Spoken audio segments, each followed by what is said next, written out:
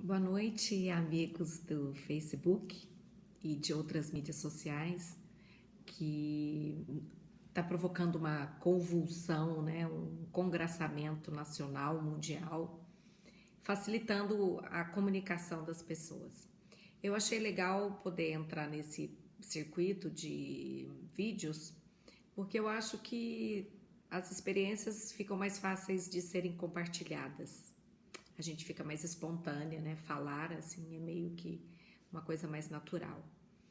O motivo de eu estar aqui para conversar com os meus amigos é o momento que a gente está passando aí, momento político. Nós já teremos eleição esse ano e o que a gente espera, e eu particularmente espero, é que as manifestações que foram para as ruas, as impressões ou o amadurecimento político das pessoas, né, venham já refletir nas urnas em 2016. Houve-se muito, né? Veio à tona um tema que já debato há muito tempo, que é a questão da reeleição. A reeleição é um dos grandes provocadores desta deformação na relação promíscua entre poder executivo, poder legislativo e que também acaba atingindo o judiciário.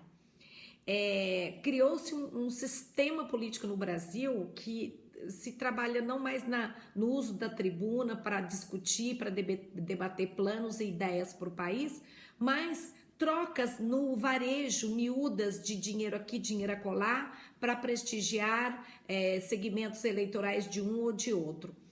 Loteou o Brasil em segmentos, microsegmentos, para que cada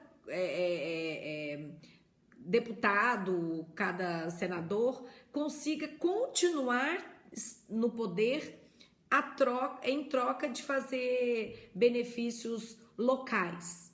A questão das demandas e dos projetos estruturadores do Brasil como nação ficaram completamente em terceiro, quarto e quinto plano. O que conta e as discussões que estão aí nos corredores e quando o executivo conversa com o legislativo é para tratar de questões de trocas mesmo, de varejo na relação política. Arrumar uma rua, arrumar uma verba para reforma. O que é ação de obrigação de um ente público passou a ser moeda de troca para votos em temas que são até muitas vezes oportunistas, agradando a um segmento ou outro. Então, eu tenho até um banner que fiz e vou publicar várias vezes no meu Facebook, que não a reeleição. Mas você está radicalizando. Nós precisamos exercitar a política com a troca constante de poder, porque se há 4 anos, que hoje o mandato é de 4 anos, nós tivermos o entendimento de que a renovação é importante, nós não precisamos de lei para mudar. Nós precisamos simplesmente mudar o voto, dando oportunidade para quem nunca esteve na Câmara Municipal ou na Assembleia, para que essas pessoas exercitem a política. A política é feita pelo cidadão. Quando ele ocupa um cargo público, é porque a partir daquele momento ele fica responsável por proteger e cumprir aquilo que a população quer, na sua essência, e não no varejo. Mas a pergunta é: que país queremos? Quais as políticas públicas são prioritárias de verdade? Agora nós acabamos de ver um problema aí, uma briga que no meu entendimento é uma briga inadequada, porque o presidente decidiu tirar o Ministério da Cultura. Agora, se nós olharmos com profundidade, na verdade nós deveríamos tirar este e tantos outros que no primeiro momento não é essencial, já que estamos com parcos recursos. Qual é a secretaria que precisa estar estruturada, ou o ministério estar estruturado, para poder concentrarmos os esforços para alavancarmos o Brasil? O Ministério da Cultura, como outros ministérios, não são os ministérios que são da curva A das necessidades do país. Por que eu estou dizendo isso? Não é que a cultura não seja importante. assim como as secretarias de transporte não são importantes. O que acontece é que, muitas vezes, o sentimento de que ter o status de ministério vai garantir políticas de qualidade. Eu, pelo tempo que estive no poder, digo que quanto mais você cria estrutura, cria estrutura e vai segmentando, criando mais cargos e custos para a máquina pública, menos dinheiro você tem para efetivamente desenvolver projetos.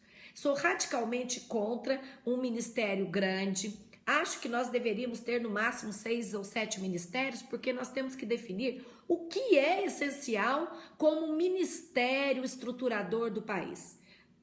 A avaliação da minha parte tem que ter o Ministério do Planejamento, o Ministério, a parte econômica, tem que ter planejamento para executar todo o orçamento do Estado, do município e do governo federal.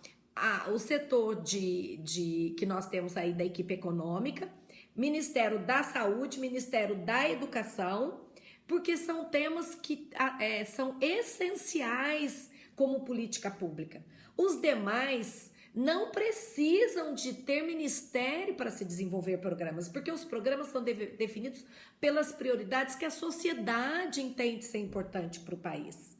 Então, os programas não quer dizer que precisem ter ministérios específicos, pagando-se um custo fixo altíssimo para não reverter em ações para a sociedade. Sou totalmente contrária a um número tal como nós temos aí no Brasil. Para mim, nós não poderíamos passar de 10 ministérios no Brasil. Não poderíamos.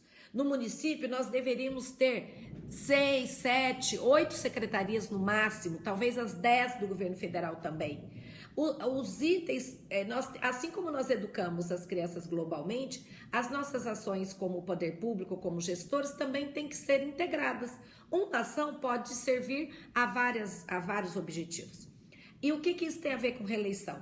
Toda essa deformação de inchamento da máquina, de política de toma lá da cá, tem um pezinho na necessidade dos políticos de se perpetuarem no poder, seja por status, seja porque começam a acessar recursos financeiros com possibilidade de usarem no que bem entenderem. Dessa maneira, começa a haver uma promiscuidade e o dinheiro reverte-se para benefício próprio, porque você usar o dinheiro público para você fazer sua campanha política, é você usar o dinheiro público para benefício próprio.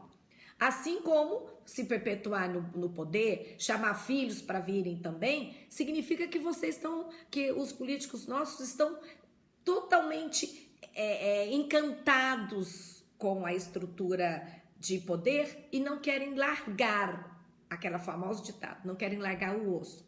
Sou contra a reeleição, entendo que essa discussão é uma discussão super importante e nós não precisamos de lei para mudar para tirar os políticos tradicionais. Basta não votar naqueles que já têm cargo hoje. Não votem. Quem já é vereador não vai para vereador, quem é deputado não vai para deputado, quem é prefeito não vai para prefeito, quem é governador não vai para governador, quem é presidente não vai para presidente. Nós temos que mudar. Ah, mas se for bom, temos que identificar outras lideranças boas na nossa sociedade.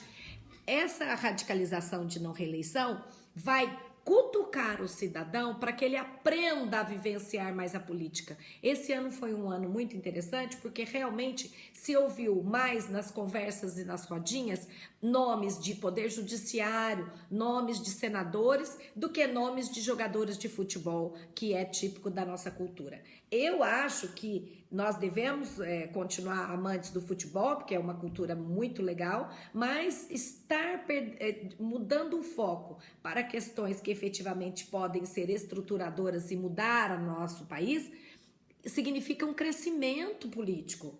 Se nós continuarmos a colocar as mesmas pessoas no poder, fazendo com que elas se perpetuem, nós estamos tirando de nós a autoridade de comandar a empresa pública, que é ou prefeitura, ou governo do estado, ou governo federal, que é uma empresa de todos nós. Então, nós temos que colocar bons gestores, bons conselhos, que são o que eu entendo ser o que se equipara a Congresso, a Assembleia e a Câmara de Vereadores. Eles são um conselho para cuidar do que é de todos. E se mudarmos a cada 4 anos, colocando novos cidadãos, nós vamos ter uma sociedade mais participativa e mais antenada para temas políticos, que é fundamental. É fundamental que a população continue participativa, que debata e que muda suas prioridades. Quais devem ser as qualidades das pessoas que vão ocupar os cargos do legislativo e quais as características que nós devemos buscar em quem vai ser chefe do executivo, que vai cumprir e executar as demandas que a sociedade impõe através das suas leis. Lei orçamentária, lei de intenção de orçamento, as leis de diretrizes orçamentárias, os planos plurianuais de planejamento do que queremos para a nossa cidade, para o nosso estado, para o nosso país. Nós temos ferramentas para fazer isso. Temos que acessar essas ferramentas e nos envolvermos mais com o debate. A mudança vem por limparmos a classe do poder no voto. Se vocês reconduzirem pessoas que já estão no poder, boas ou ruins, elas vão carregar em si o jeito oligárquico, tradicional e antigo de fazer política. Grande abraço, um grande beijo. Espero que esse tema tenha sido legal para a reflexão de vocês. É a minha contribuição. Beijo. Tchau, tchau.